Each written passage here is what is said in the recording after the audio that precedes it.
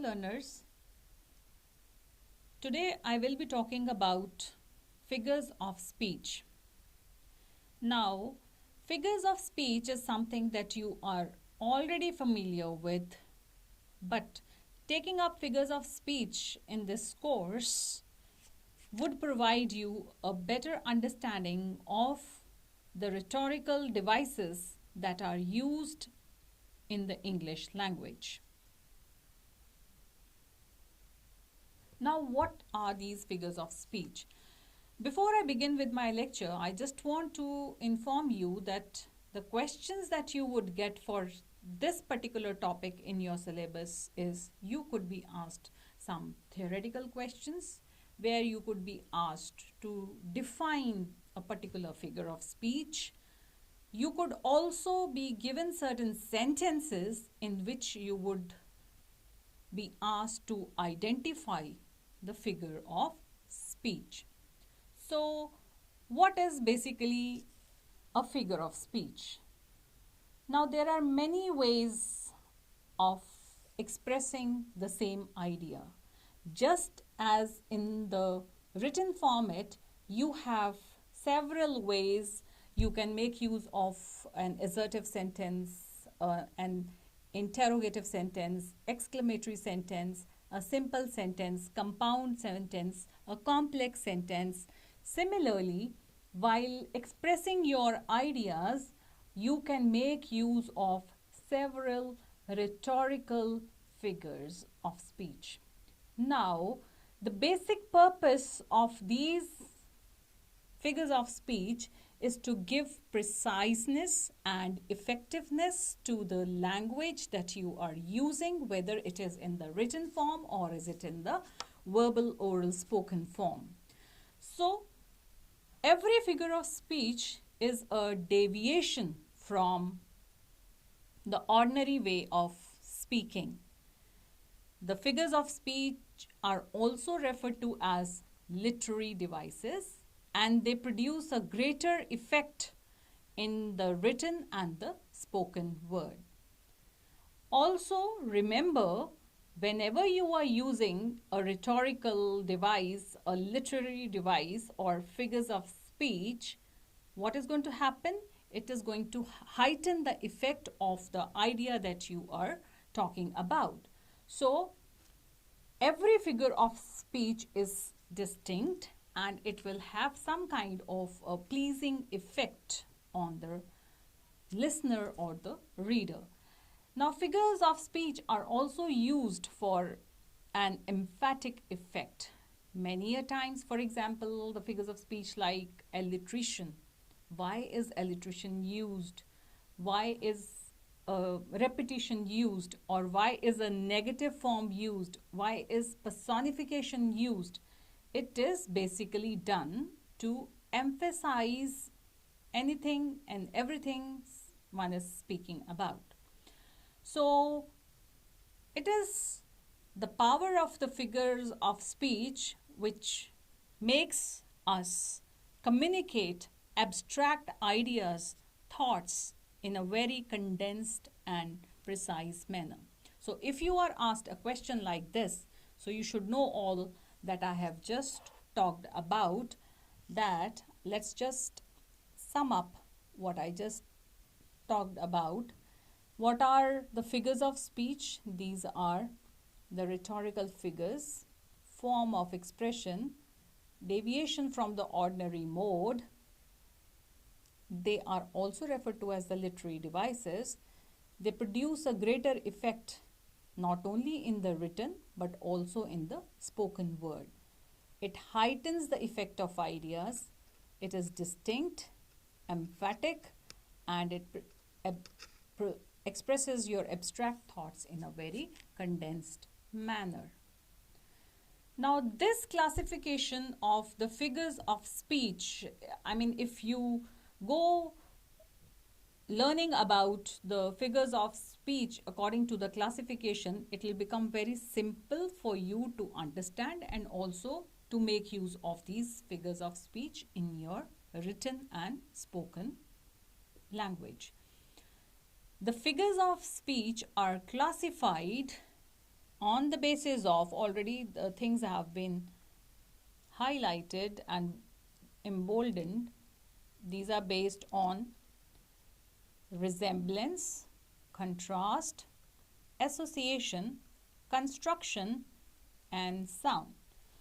So when we talk about resemblance, I think these two, simile and metaphor, are the most favorites, and many of you know about what a simile is and what a metaphor is.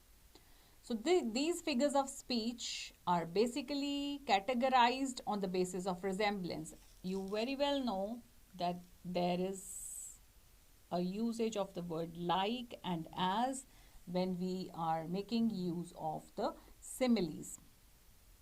Metaphors are also condensed form of similes. In those metaphors, these words like and as are missing. On the basis of resemblance, personification, so you're personifying a season to something, or someone, to the other thing, assuming that this is a person, right? Or an apostrophe again also is a reference, which is by the virtue of resemblance with one thing or the other. In the category of contrasting figures of speech fall antithesis, epigram, oxymoron, and pun. Furthermore, based on association, now don't get confused between resemblance and association. Resemblance is typically, resembling, likening something to the other thing, whereas association is a wider thing which will include in its ambit something more. So the associative figures of speech are metonymy, synecdoche, transferred epithet, and hyperbole. Again, on the basis of construction, the construction of the sentences or the usage of the words which are constructed in such a syntax, it would either be a climax, anticlimax, indirect expression, which is known as euphemism, irony, sarcasm, litotes, rhetorical question, and exclamation. Again, on the basis of the sound, you have onomatopoeia and alliteration, which are the main figures of speech. So, by now, you know that the figures of speech are classified according to the resemblance, contrast, association, construction, and sound. So, 1, 2, 3, 4, and 5. So these are the 5 manners in which the figures of speech are classified. Let me now talk about the similes first. And the simile, you very well know, is a figure of speech that is based on resemblance, correct? So simile is usually introduced in the sentence by the words as, like, as, or so. Have a look on the examples given below. The Assyrian came down like a wolf on the foal.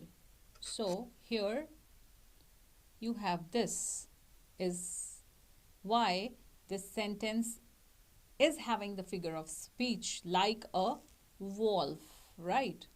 The righteous shall flourish as the palm tree. So the righteous are flourishing in the same manner, how? Just as the palm tree flourishes. So there is a resemblance in their flourishing.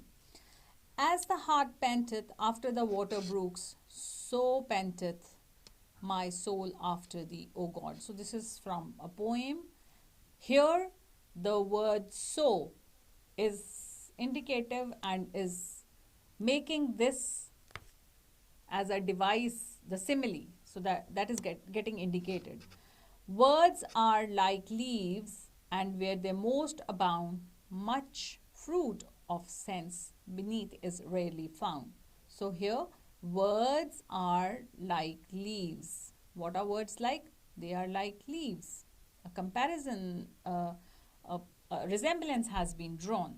Therefore, you now know that like, as, and so are the words that are introducing a simile in a sentence. Let's have a look on the fifth sentence.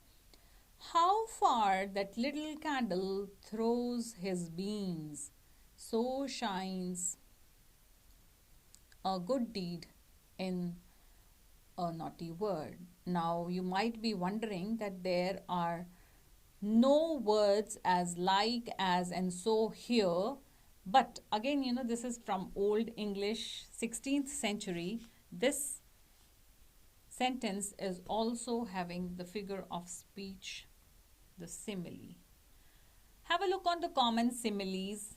As mad as a march, here, as proud as a peacock, as bold as brass, as tough as leather, as clear as crystal. One thing more, you could also be asked to frame sentences using these similes. As good as gold, as old as the hills, as cool as a cucumber, wise as Solomon, fit like a glove, sing like a lark, run like a deer. Now, metaphor. I hope you are clear with the simile. Another figure of speech which is based on resemblance is known as the metaphor, and metaphor, I earlier said, is a condensed simile, and those words like, as, or so will be missing here, which means that the simile is implied. It is not explicit. When you state explicitly using like, as, or so, it will become a simile. But when you just remove that, it is going to be a metaphor. So it does not, like the simile, state one thing is like other or it acts like another, but takes that for granted and proceeds as if the two things were one. They are just alike. So every simile can be compressed into a metaphor, and every metaphor can be expanded into a simile. This is what you mean that by implicit and explicit. So metaphor is an implied simile and simile is an expanded metaphor. That's how you can understand it more. So when we say he fought like a lion, we are using a simile. But when we say he was a lion in the fight, we are using a metaphor. Several examples are there before you. The camel is the ship of the desert. If you say the camel is like the ship of the desert, it will become a sentence which contains a simile. Life is like a dream would be a simile, but here you have life is a dream, which is a metaphor now. The news was a dagger to his heart. The news acted like a dagger to his heart. He was blown by that. But here, when you say in an implicit manner, the use of dagger is metaphoric here. The news was a dagger to his heart. Revenge is a kind of wild justice. So there is a likening, a resemblance between revenge and the wild justice, but those words like, as, and so have not been used here. This is a metaphor. He is a mere cog in the machine. He is like a cog in the machine. So that is what it was meant when in the previous slide I talked about expansion and compression. He is mere cog in the machine is a metaphor. If you have to expand this into a simile, it will become he is like a mere cog in the machine.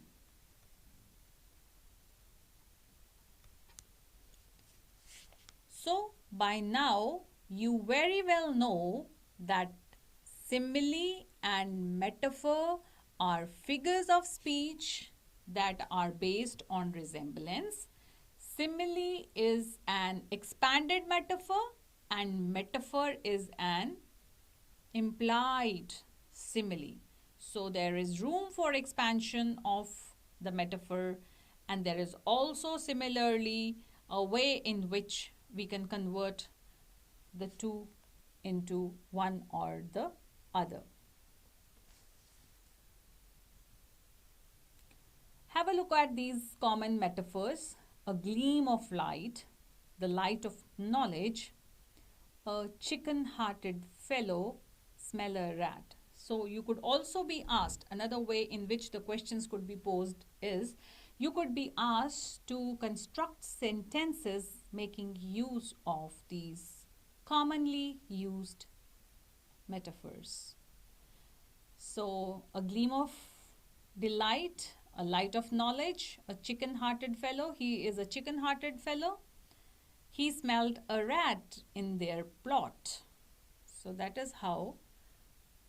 So, you know, there are three basic ways in which the questions could be posed. One is the theoretical part, where you would be asked what are figures of speech, what are the uses of figures of speech, how do you classify figures of speech.